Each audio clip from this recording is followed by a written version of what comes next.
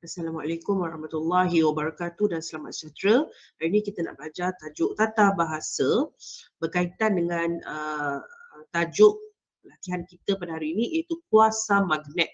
Okey, tata bahasa yang kita akan pelajari ialah berkaitan dengan ayat majmuk dengan perluasan subjek dan predikat. Apa tu? Sebenarnya ia merupakan ayat-ayat yang mengalami perluasan dengan unsur kata hubung gabungan, relatif, komplement dan keterangan pada subjek dan predikat ayat. Baca panjang-panjang ni macam tak faham lah. Okey, senang je. Kita terus buat. Okey. Kita lihat ayat pertama. Sebelum tu kita baca dulu pengenalan. Sejak pagi Ibu Farisha masih mencari sebatang jarum yang terjatuh di atas pemaidani. Farisha membantu ibunya. Kita lihat nombor 1. Puan Faiza mencari sebatang jarum yang tercicir di atas pemaidani. Ayat nombor 2, Farisha mencari sebatang jarum yang tercicir di atas pemaidani. Jika perasan, ayat pertama dan ayat kedua ni sama. Tapi ada sedikit saja perbezaan. Dekat mana perbezaan dia? Okey, jom lihat. Perbezaannya berada pada subjek di hadapan, itu Puan Faizah, kemudian Farisha, tak sama. Okey. Oleh sebab ayat keterangan di belakangnya sama saja, kita terus gunakan perkataan dan. Kita gabungkan menggunakan kata hubung lah. Okay, cuba lihat. Apabila digabungkan ia menjadi yang ini. Yang kita panggil sebagai ayat majmuk perluasan subjek. Puan Faizah dan Farisha mencari sebatang jarum yang tercicir di atas pemaidani. Jadi ayatnya lebih ringkas.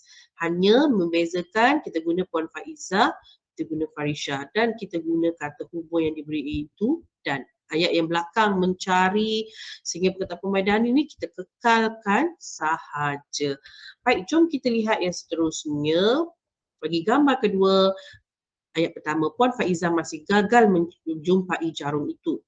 Ini cerita tentang Puan Faizah.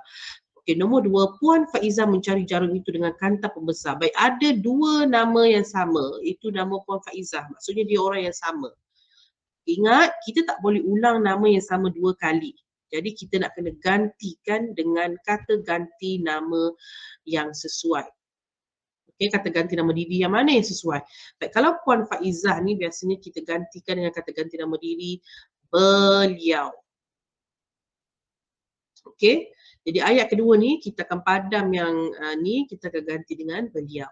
Baik, cuba kita lihat masih gagal menjumpai jarum itu. Mencari jarum itu. Ada pengulangan perkataan jarum. Jadi ayat yang kedua ni kita tak nak lagi guna perkataan jarum. Kita nak gantikan kata ganti nama yang sesuai dengan jarum. Jarum ni kita rujukkan dengan penggunaan kata perkataannya. Okey. Okay, jom kita lihat. Dia pun beri dekat sini juga kata hubung dia bagi pada kita yang sesuai digunakan. Baik, jom kita lihat ayat majmuk perluasan predikat. Predikat ni apa? Predikat ni lebih, kalau ayat mudah ialah keterangan lah. Okey. Puan Faizah. Okey, kita ambil ayat pertama. Sebelum tu saya padam dulu, nampak bersepah dekat sini ni. Okey.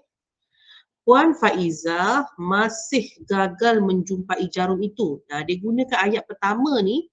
Ini ayat pertama ni dia ambil sepenuhnya. Okey, selesai.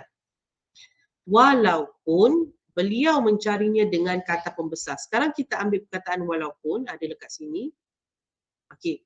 Seterusnya kalau perasan dekat sini kita gunakan perkataan beliau. Kenapa beliau? Sebab kita tak nak ulang ayat Puan Faizah kedua kali. Mencarinya. Kalau tengok dekat sini, mencari tiba-tiba ada perkataannya. Nya tu merujuk kepada jarum. Tapi kita tak nak ulang dua kali perkataan jarum. Sebab ayat nombor 1 dah ada perkataan jarum. Jadi kita tak, ayat nombor 2 pun ada lagi jarum. Kita tak nak ulang dua kali. Jadi jarum tu kita gantikan dengan nya. Kemudian, kenapa tak letak perkataan itu? Okey, sebab kalau tengok kalau katakan saya letak itu, walaupun beliau mencarinya itu. Letak kat sini kata itu. Sesuai tak? Tak sesuai. Jadi kita padam. Kita ambil yang sesuai sahaja. Okey, dengan kata pembesar. Okey, selesailah ayatnya. Jadi tak semua perkataan kita perlu ambil. Ada yang kita perlu ganti dan ada yang kita perlu buang. Okey, seterusnya kita lihat pada latihan berikutnya. Farisha teringat akan manfaat kuasa magnet. Farisha baru belajar tentang magnet. Okay, beri dekat sini perkataan yang kita akan guna untuk gabung kedua ayat iaitu yang. Okey, macam mana nak gabung tu? Nanti murid-murid boleh jawab latihan yang cikgu beri. Okey. Seterusnya kita lihat ayat yang kedua, gambar yang ke akhir sekali Farisha menjelaskan sesuatu. Jarum itu boleh dijumpai dengan menggunakan magnet yang dilekatkan pada kereta kawalan jauh. Dia gunakan perkataan bahawa. Okey, maksudnya nanti ayat 1 dan 2 ni murid-murid kena gabungkan dan masukkan perkataan bahawa. Okey. Jelas dekat situ? Okey, jom jawab latihan yang diberi. Sekian, terima kasih.